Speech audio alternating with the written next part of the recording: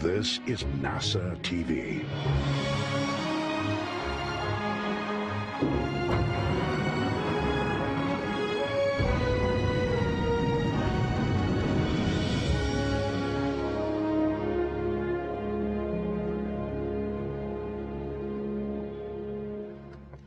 Good morning, I'm NASA's Gary Jordan. Thank you for joining us remotely for the first in our series of briefings to preview the upcoming Crew 1 mission, the first crew rotation mission on a U.S. commercial spacecraft to the International Space Station for NASA and for SpaceX. This briefing will kick off today's agenda with updates from leadership representing both NASA and SpaceX. Joining our esteemed panel, coming from NASA's headquarters in Washington, we have NASA Administrator Jim Bridenstine and Kathy Leaders, Associate Administrator for NASA's Human Exploration and Operations Mission Directorate. Representing SpaceX from Hawthorne, California, we welcome Hans Koenigsmann, Vice President of Build and Flight Reliability. We'll first start with some opening comments from each of our briefers before opening it up for questions. We'll be taking questions on our phone bridge as well as on our social media platforms. If you're on the phone, please press *1 to add your name to our queue and ask a question. If you're on social media, use the hashtag AskNASA. We'll begin with initial remarks from Administrator Jim Bridenstine. Gary, I think everybody knows we are now in this new era of human spaceflight where NASA is a customer, not the owner and operator of the hardware, and so that's very exciting. What's exciting about this upcoming mission is that we are actually going to fly a certified Crew Dragon, and the idea that we're going from a test vehicle, which was what we flew on DM2, to now a certified crew vehicle for regular rotation of flights. This is another milestone, a critical milestone in the development of our ability to launch American astronauts on American rockets from American soil now sustainably. So these are very exciting times. A couple of things that make this mission even more exciting. Number one, we're going to have an international partner with us on this very first crew mission. Soichi-san from Japan. He's, of course, a veteran astronaut. He's done amazing work on the International Space Station already, and now he's going to go back with us again, this time on an American rocket. The other big thing is we're actually increasing the capacity to do research on the International Space Station. So when we increase the number of astronauts on board, we're going to be able to get 3 times as much science done and 3 times as much technology development complete. And all of that is critically important for our Artemis program and eventually our Mars program. So as we develop Moon to Mars, we're going to be using low Earth orbit to test all of these capabilities and technologies, ultimately to create a sustainable return to the Moon and then take all of that knowledge onto Mars. So this particular mission is another critical milestone. We're very excited about it. And of course, we've got a great panel today to discuss these and other things. So thank you, Gary, and I'll look forward to answering questions a little later on. Thank you, Administrator. We'll now hand it over to Kathy Leaders. Thank you so much. I always hate to follow Jim because he does such a great job. So I wanted to kind of emphasize that, as Jim had mentioned, this is a great milestone for us. It's a culmination of many, many years of work with NASA and SpaceX. And there's a lot of folks out there that have contributed to us getting where we are today, and I really would like to thank the team that has gotten us here. A tremendous amount of work, and obviously for my past job, this means a lot, but I'm really looking forward to, in my new role, continuing to see the success of this commercial crew program. As I was able to, for the first time, I think, actually provide breaking news last night that we're moving towards the launch being on October 31st, a nice Halloween launch. Moving towards this, the team's been carefully laying out planning, working through the sequence of the timing of a Soyuz arrival. It's a very busy October for us. Soyuz arrival, getting everything ready, and then obviously getting ready for Crew 1. We're very excited to be heading into our operational missions. This is a culmination of a dream of us to have commercial crew rotation seats up on station, and looking forward to many more to come. Thank you, Kathy. Now we'll hand it over to Hans Koenigsmann from SpaceX. Yeah, good morning. I'm honored to be here with my NASA colleagues, and I would like to thank them for working with us and entrusting us flying NASA astronaut to the International Space Station on the Crew Dragon first operational mission. As has been mentioned, we are targeting right now the October 31st. It's very early in the morning. It's 2:40. It's actually still the October 30 in California. For this particular launch, we're happy to support NASA in any schedule that they need, and we will use the additional time to review things, build records, whatever we have, over and over again until we're really sure that we are safe to fly. In general, we will fly when we're ready to fly. That's been our promise all the time, and that's what we did in the last mission. For the past year and working closely with NASA, we have been super busy and had a couple of missions that got us to this point in time here. We launched 2 CRS missions, among them the last Dragon 1 resupply mission, and Dragon, just to remind everybody, has been in service by now for 10 years, which seems incredible. And it's been such a remarkable and successful program. It helped us develop, our capability on both building spacecraft, operating spacecraft, and last not least, working with NASA and working with the International Space Station. It's all been super exciting and very important. We really like to thank NASA for all their support throughout the company's history and getting us to this point. Then we also did a in-flight escape demonstration in January.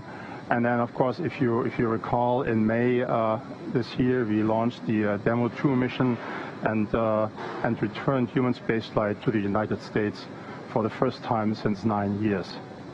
It was an amazing mission, and it was an incredible honor to fly Bob and Doug. And I do have a quick Demo 2 video recap for you.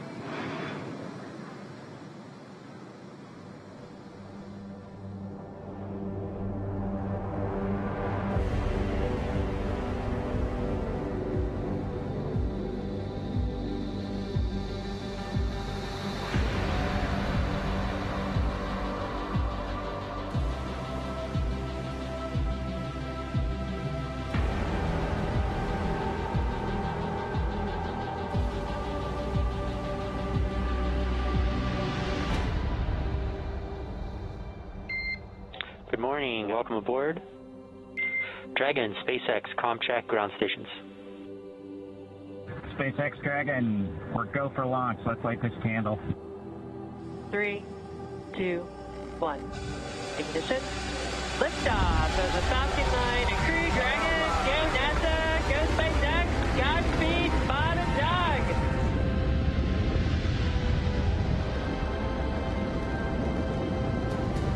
On behalf of the entire launch team, thanks for flying the Falcon 9 today. We hope you enjoyed the ride and wish you a great mission.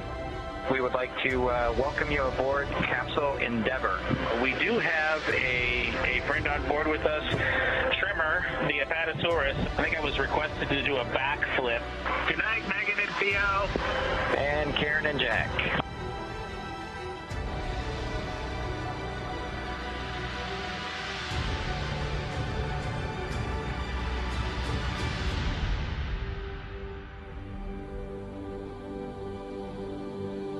MD Houston flight. Houston is go for undocking and departure. Dragon is committed to undock. SpaceX Dragon on Dragon to ground. We are ready for the systems brief. Copy. As stated, Dragon's in a healthy state. We are proceeding toward the primary landing site, and your timeline is current.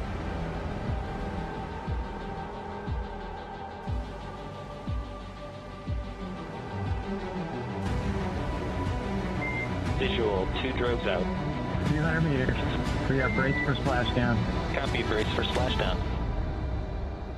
Endeavour, on behalf of the SpaceX and NASA teams, welcome back to planet Earth, and thanks for flying SpaceX.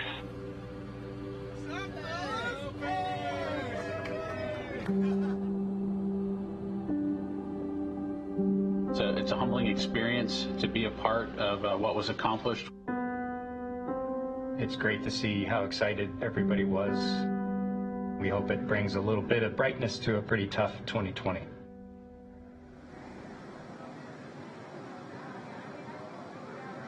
Yeah, I couldn't agree more with that. It's always amazing to see the videos of successful flights and missions and launches, and it gives me a little bit of goosebumps. Anyways, Demo 2 was extremely clean for an inaugural mission. Bob and Doug gave us great feedback, and basically on everything from the ground supply all the way to the spacecraft itself, and it was a long way to get to the point, but I really feel like we did it safely and reliably, and built a great spacecraft, and they tested it very well during the first mission. So there's always lessons learned, and in this particular case we learned a couple lessons. One of them is related to the heat shield. We found on a tile a little bit more erosion than we wanted to see, and it had to do with obstructions within the heat shield itself, where the spacecraft is mounted to the trunk, basically. And in that particular area, we redesigned the heat shield tile, and at this point in time, everything has been tested and is ready to go for the next mission. The other lesson learned was related to how we measure the altitude during the parachute deploy. Last time we deployed inside the allowable box, absolutely no problem, but just a little bit lower than we expected. And so we improved the barometric altitude measurement, and we improved the cross check with all the other navigation sensors for the next mission. And then, last but not least, we closely coordinate between NASA and SpaceX with the U.S. Coast Guard to establish a 10-mile keep-out zone for any boaters, to make sure that the recovery is safe and that our crew is safe, the astronauts are safe, and the public itself is safe. And so we're going to have more boats on the next go around, and make sure that the area is really clear of any other boats. We already implemented that.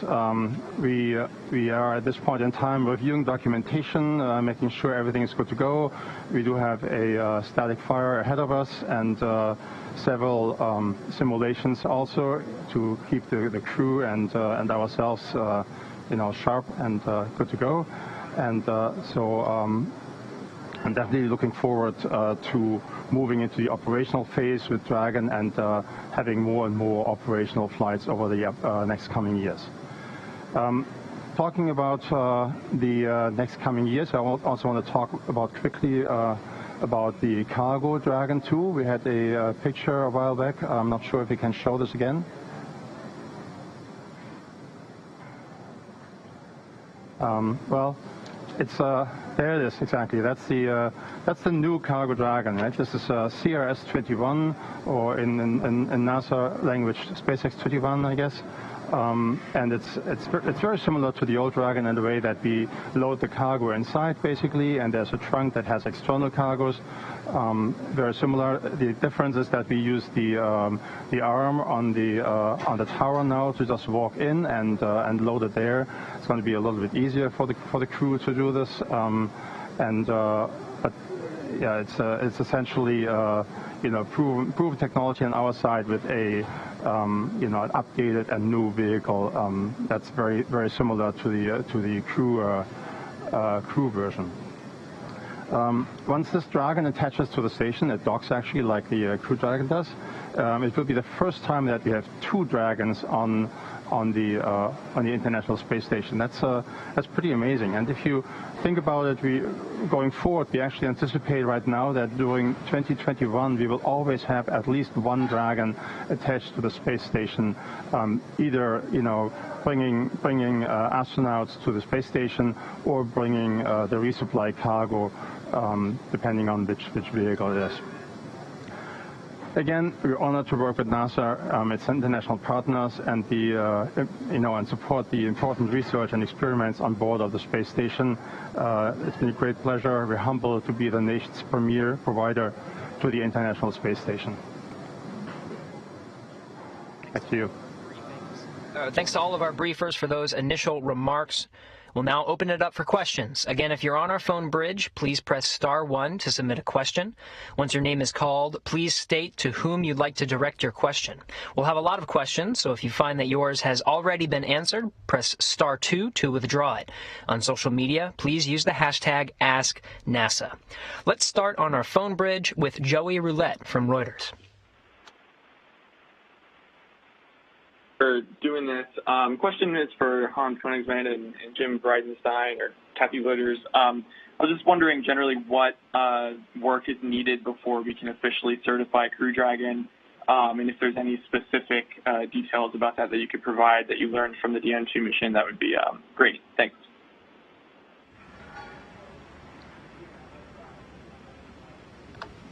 Jim Bridenstine, why don't we start with you? Yeah, I'll defer this to Kathy. I know it was her program until I pulled her up to headquarters to run the entire human exploration program. So Kathy, I'll defer to you.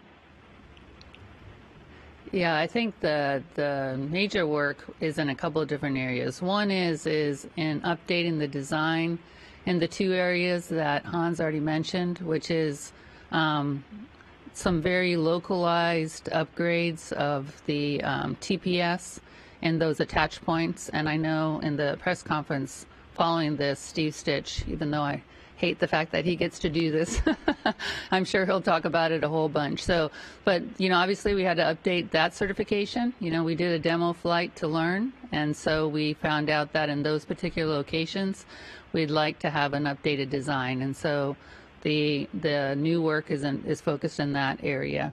And then we did make a design change to change a screen design, and then also changed, like Hans said, how we were measuring the barometric pressure to determine what's the right altitude to be able to deploy the drogue chutes.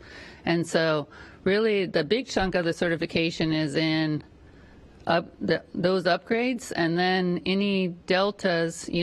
Demo 2 provided a capability to be able to dock on the forward element, on the forward docking area, and Crew 1, because it's a full increment crew, is giving us a new capability to also be able to dock on the zenith port.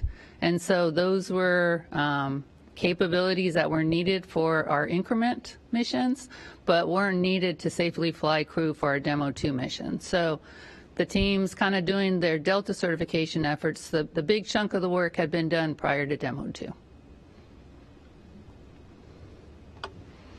Thank you for that answer. We'll now pass it over to Salen Babauer from Gannett Industries. Thank you. My question is for NASA Administrator Jim Bridenstine. Sir, how historic is this first operational mission of Crew 1 in the history of human spaceflight? Thank you. Oh, you bet. Well, look, here's the thing. In November, we're celebrating 20 years of having people living and working on the International Space Station. And it just so happens that when we launch on October 31st, early in the morning on Halloween, it will be 20 years since the launch of Expeditionary Mission 1, EM1. So this is a very exciting time for the agency in general, but it just demonstrates the value of the International Space Station. Without this tool that we have, not just a tool of diplomacy, but also science and technology development, we've been able to go from flying space shuttles and now flying commercial vehicles, demonstrating that we can drive down costs and increase access. So I think probably from a historical perspective, the most important thing is we have fundamentally changed the business model for how NASA does business. We want to be a customer, especially when it comes to low Earth orbit. We want to be one customer of many, and we want to have numerous providers that are competing on cost and innovation. We have proven that out with commercial crew, and now we're getting into these regularly scheduled missions for Dragon. And of course, Starliner is coming up soon. In fact, the crew that's about to launch on October 31st, they're going to be there when the very first Starliner attaches to the International Space Station. So we're going to have two independent companies that are, have very unique solution sets to achieve space flight and docking at the International Space Station. And I think that's really there's a lot of historic firsts that are about to take place, especially with this crew. So it's an exciting time. Next, we have Lauren Grush from The Verge.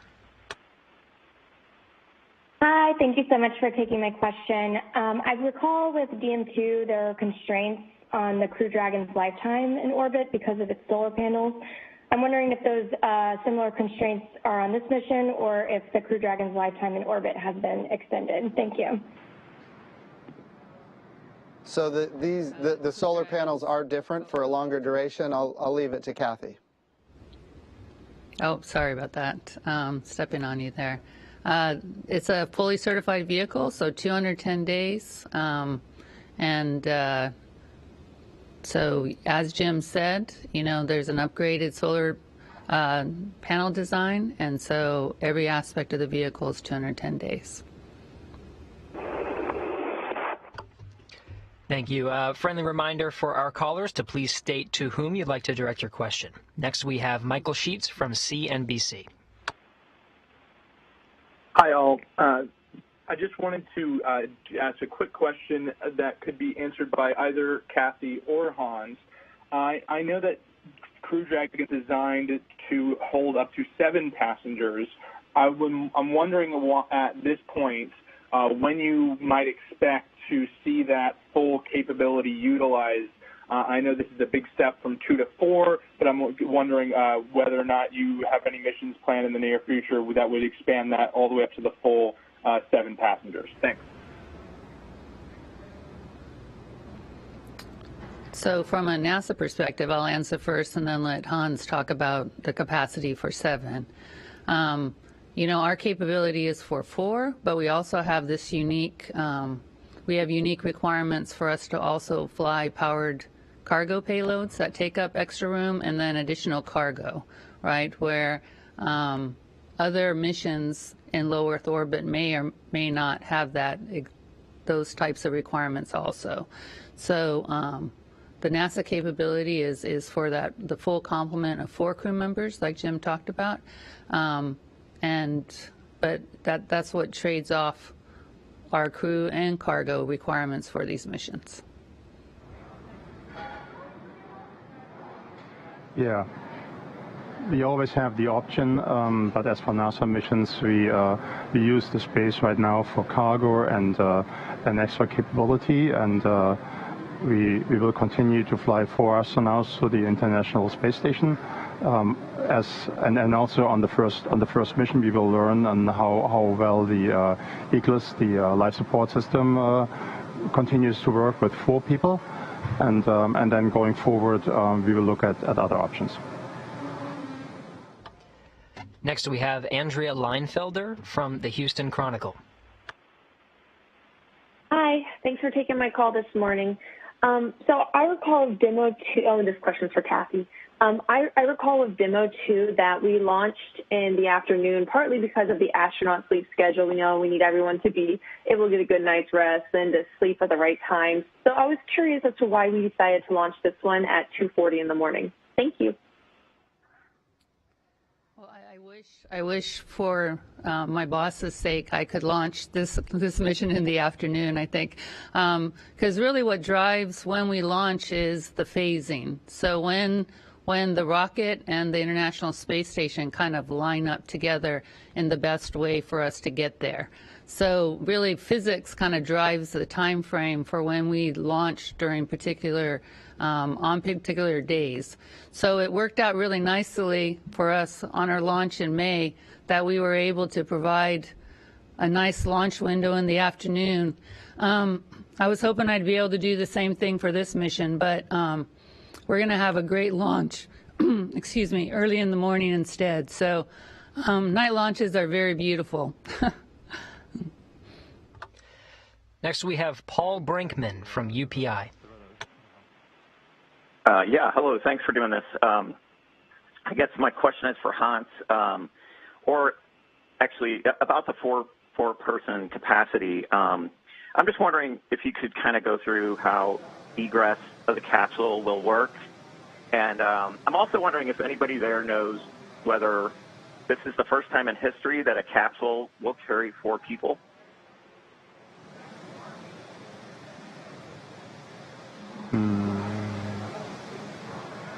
Yeah, I'm thinking really fast here. I'm trying to remember if there's any other capsule with 4 people. I mean, going into the capsule and getting out of doesn't change with 4 people. It just takes probably twice as long as with 2, one after the other. And we have a crew that supports, the astronauts and how they settle in their seats and make sure they're all buckled up and comfortable. And so I don't see any changes here. And also, if you keep in mind, Dragon is relatively roomy for a space capsule for 2 people and also for 4 people. You can still walk around there a little bit. So I don't anticipate any space constraints with 4 people at this point in time. And regarding your question for four people in a capsule, I think you're right, but I'm not sure. I would say from the American perspective, you had, Gemini, Mercury, Apollo. None of them had 4. You had the space shuttle, which was not a capsule, and now we're back to the capsule model. I would have to say, from an American perspective, I'm pretty sure that this is the first time we've launched 4 in a capsule. And I think that's probably true for our international partners as well and others around the world. One of the things we did on Demo 2 to make sure that this design was certified was we actually did an on-orbit checkout where we, even though Bob and Doug flew up, we actually went and put 4 crew in the capsule on orbit and did all the operations and made sure that we could meet all of our requirements, which also include like being able to get out in 90 seconds and a bunch of other requirements too to make sure that we can live and work and safely operate the capsule with 4 crew members. Next we have Stephen Clark from Spaceflight Now. Hi, thank you for taking my question. Stephen Clark from Spaceflight Now. For Kathy Lueders or Jim Bridenstine, I know the plan going into commercial crew was to have mixed crews on U.S. and Russian spacecraft, like a Russian cosmonaut on all U.S. crew missions and a NASA crew member on all Soyuz missions through a barter agreement. That doesn't seem to be happening, at least for these first few operational Crew Dragon missions. Crew 1 and Crew 2 doesn't have a Russian cosmonaut. So just wondering if you can update me on securing an agreement for mixed crews on future crew launches, both U.S. and Russian, beyond the seat you have secured for the Soyuz next month. Thanks. So we still believe it's critically important that when we have an international space station where half of it is American and the other half is Russian, that we have crews where we have Russian cosmonauts launch with American astronauts on the American vehicle, and American astronauts launch with Russian cosmonauts on the Russian Soyuz. We think that's critically important.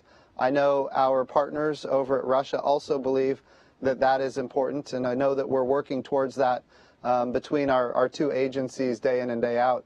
But I think there's broad agreement that if both countries want to maintain a permanent presence on the International Space Station, that is the end state we need to achieve. So we're working towards it, and I think we will get there. Kathy, if you have any more details, feel free. Yeah, you're exactly right. We're in the process of coordinating, implementing an agreement to work towards that. It's right now it's about which mission do we implement that, and but as far as I'm concerned, the sooner the better, right? But Jim's exactly right. It's very important to us. We feel like it's critical for our maintenance on orbit, and we're both working towards that. Next we have Chris Davenport from the Washington Post.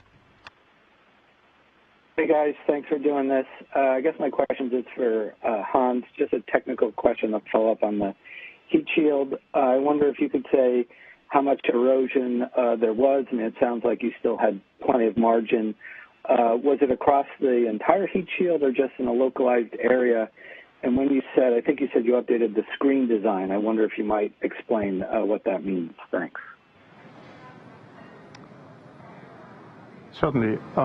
So first of all, this was a small area in the heat shield, and in particular the area around what we call the tension ties, which hold the trunk and the Dragon spacecraft together. In this particular area, we saw some flow phenomenon that I guess we didn't really expect, and we saw erosion to be deeper than we anticipated. However, I mean, this heat shield is massive, and over the entire acreage there was very little erosion. In this particular area, it was a little bit deeper, but nothing to be concerned. At all times, the astronauts were safe, and the vehicle was working perfectly. So this is something that we just in the inspection found and looked at it and decided, oh, okay, we should probably reinforce the heat shield in this particular area. And it's actually 4 areas just around the tension ties, a very small area compared to the overall acreage of the heat shield. And then I think Kathy's comment regarding screen refers to a sort of a filter that filters the air going into the barometric pressure sensor. That particular filter has been opened up a little bit so that it's less constrained, and that has the effect that we measure the barometric pressure more accurately when we come down and deploy the parachute right on time. That is something that was also not a particular problem the last time, but going forward it is a safety improvement, and we'll make sure that we will launch astronauts and land them, of course, safely in the upcoming years. We'll now take a few questions from social media using the hashtag AskNASA. This first one comes from Israel on Twitter, who directed his question to Kathy. What value can the taxpayer expect out of NASA's partnership with SpaceX? Well, I think, like Jim said, our goal is to one day be able to buy services in low Earth orbit, right? So this is one step on our process for us to get there. We're taking this in careful steps, but for us to be able to continue to do what we feel is our charter, which is to go and do deep space exploration, us moving towards a commercial platform in low Earth orbit and being able to use commercial services is a goal of ours. And so us taking this first step with a commercial service for our crew and cargo capabilities now is an important step in that process. This next Ask NASA question comes from Jim on Twitter. This one's for the administrator. With Crew 1 and a Russian launch to the International Space Station, the station will have a larger population than it has in quite a while. Any impacts from that are anticipated? Yeah, some significant impacts. Once we have a bigger complement of astronauts on the International Space Station, we can do a lot more science, and that's gonna give us a return even faster. Make no mistake, we've had huge returns from the International Space Station already, but now we can get even more, even faster. The previous question was about what are the returns we're going to see for the American taxpayer from the Commercial Crew Program or the SpaceX Crew Dragon. Bottom line is, we are making every effort to industrialize space as fast as possible. So we look at advanced materials and we look at industrialized biomedicine, the compounding of pharmaceuticals or the creating of immunizations. The value here is microgravity. We can't create microgravity here on Earth. You can do drop towers. You can send airplanes on parabolic trajectories in order to get microgravity. But ultimately, it's a very short duration. When we get to orbit, we can have microgravity for months, even up to a year. Well, we can have it for 20 years, as is evidenced with the International Space Station. But any individual astronaut up to a year. And so what this means is we get to maximize the utility of microgravity for research. And ultimately, we're focusing our research for a day when that research becomes applied. So when we think about the ability to create human tissue for people that maybe need new tissue, whether it's skin or something else. Using your own adult stem cells, we can create your own tissue in the microgravity of space. When you do it in the gravity well of Earth, it just goes flat. So there's a lot of benefits. I like to talk about advanced materials, creating an artificial retina for the human eyeball so people who have macular degeneration don't have to lose their eyesight. And there's so many more things that we get from these kind of activities. And of course, when we think about Kibo and our partners on the International Space Station from Japan and some of the capabilities that they've put that give us the ability to put instruments on the outside of the space station, both for astrophysics and the study of the Earth, to increase crop yields while reducing water usage, to transform how we do agriculture. There are so many benefits to commercialization. The International Space Station is really the place to prove all of these things out. And then it's up to the private sector to make determinations that it's worth capitalizing and then using these commercial capabilities that we've built. But make no mistake, NASA has a long history of commercial capabilities.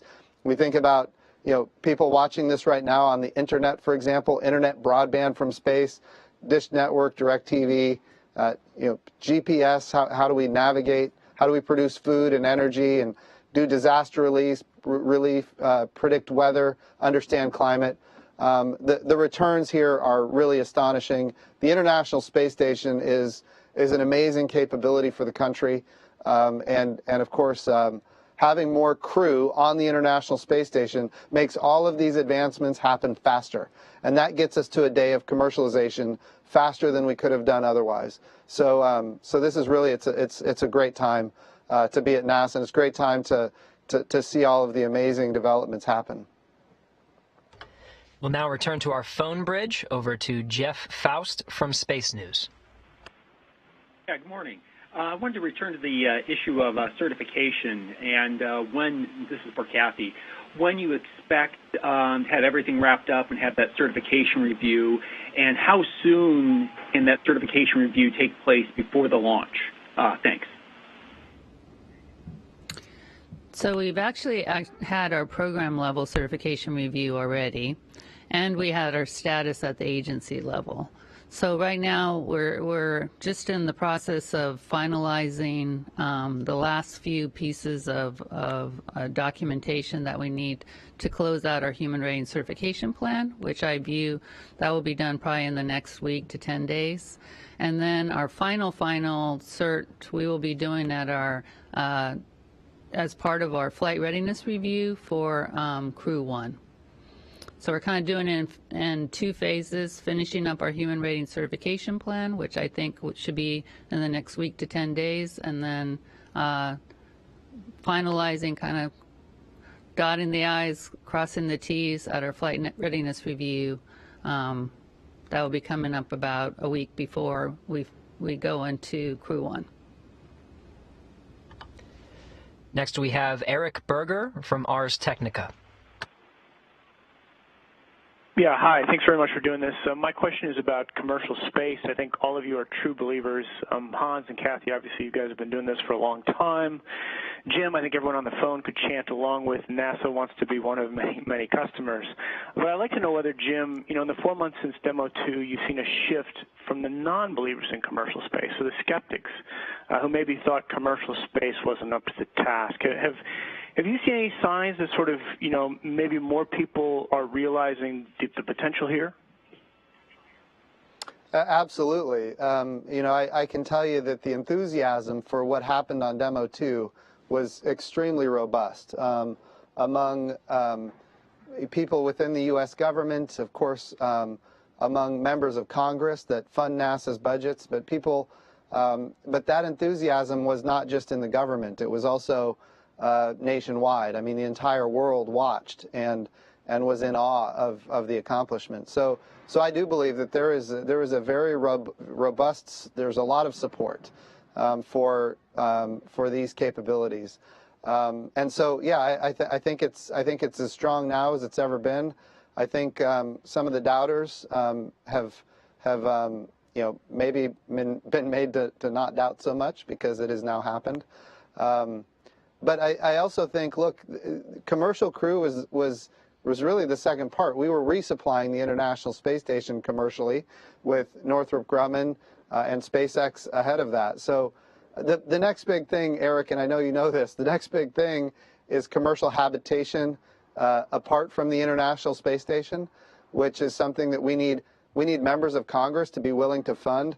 We've put it in the budget request every year, and it never gets funded at the level that is necessary to achieve the end states. Here's what we know, Eric. There's going to come a day in the future when the International Space Station is going to have to end. We don't like to think about it because we really, really love the International Space Station.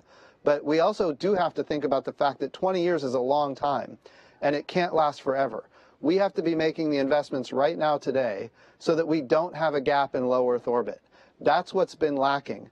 We haven't had the investment necessary to guarantee that we don't have a gap in low Earth orbit. And it's critically important that we make those investments. And I think right now, more than ever, we do have those believers that you're talking about. They are willing to step up to the plate and fund the budget request at the level necessary to eventually, get commercial habitation so that there will be no gap. And that's one of the things that we're working on every day to make sure that there is no gap. Next is Marcia Dunn from the Associated Press. Yes, hi. This question is for Hans, please. I think when people hear certified and operational for this upcoming flight, many, at least in the public, are going to think that all of a sudden Dragon flight for humans is routine, if you will, and that kind of phrasing got NASA in trouble in the shuttle program. How do you look at this as routine now that you've got one under your belt? And also, do you feel a lot of the pressure is off now that you had a successful test flight on this vehicle? Thanks. Well, that's a great question, actually. And honestly, I don't feel that this is over at all. I feel like we need to actually step it up. The transition from a test vehicle to an operational vehicle to a production vehicle is very difficult. Getting this, in an operational phase that is safe and has all the scrutiny and the rigor of human spaceflight is a lot of work and very, very difficult in itself. So I feel like we actually, and we responded that way within SpaceX. We stepped it up. We do more reviews than ever. We pay incredibly scrutiny to the flight data of Demo 2. And there's a huge effort going on to make sure that both Falcon 9 and then also Dragon is safe for all the future missions and can actually stand up for this huge task of supplying the station both with cargo and also bringing astronauts up and down. It's a great responsibility, and we like I said earlier, we're honored by this, but it's also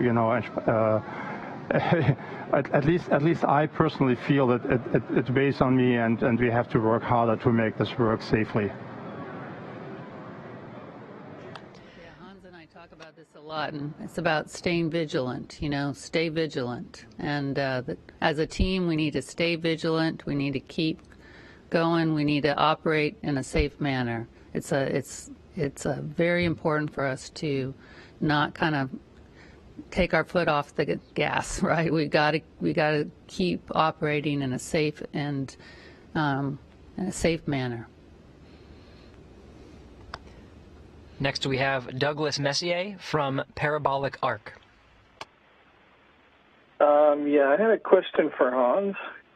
And did this problem come up on the first demo mission with the heat shield? And exactly what did happen? Did you have problems on all four connections where the capsule is connected with the trunk?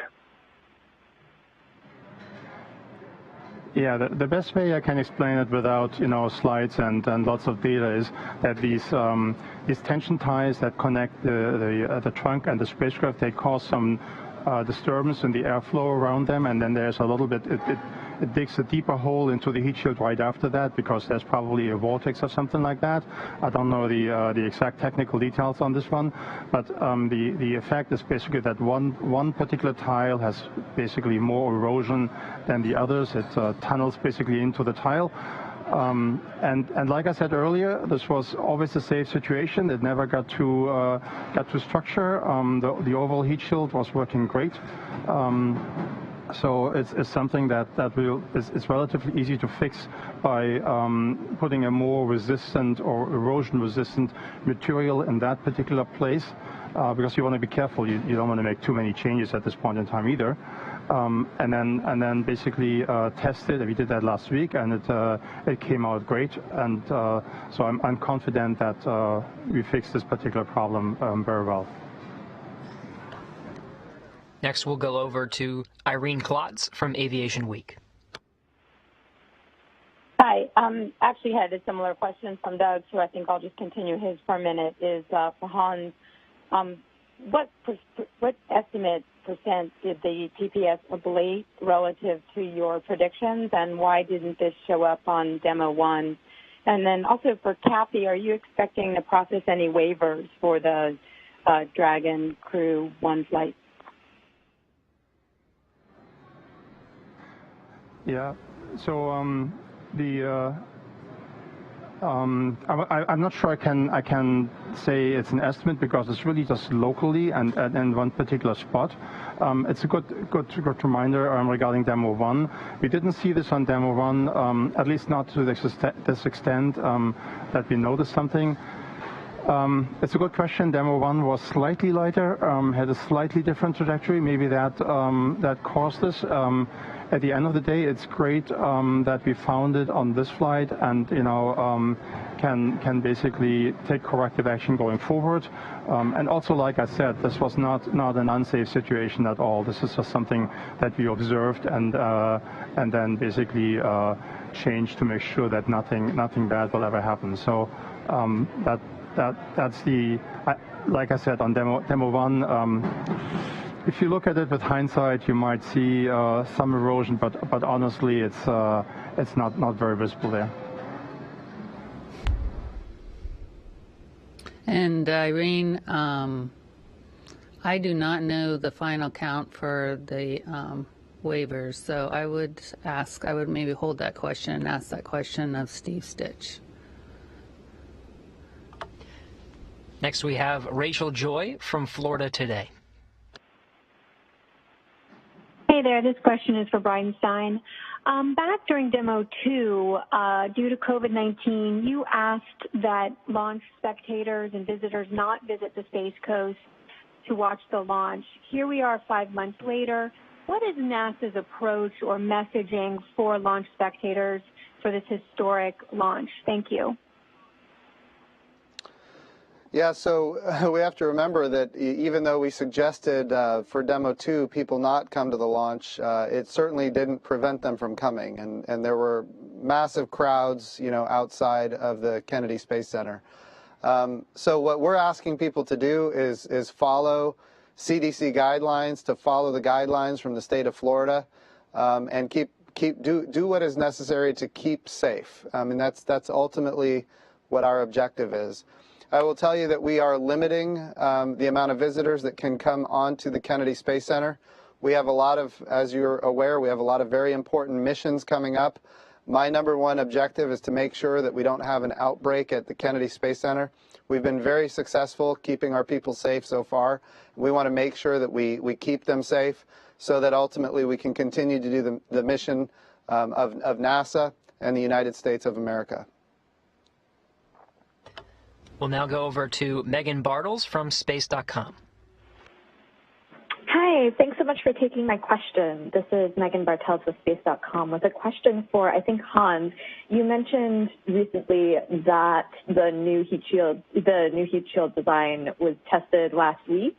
Could you talk a little bit more about what that process was and how closely it mimics what the capsule will undergo when the Crew 1 astronauts re-enter? Thanks.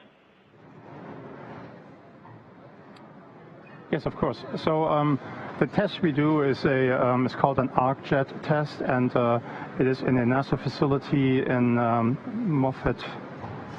I don't remember the center right now. It's up here in California. I'm really embarrassed by not knowing the name right now. But I actually wasn't there. I did look at the wind tunnel, that ArcJet tunnel, a while back, and it's pretty impressive because it can very well recreate the situation. But then the size of the area you can test is obviously not very large. It's a relatively small area.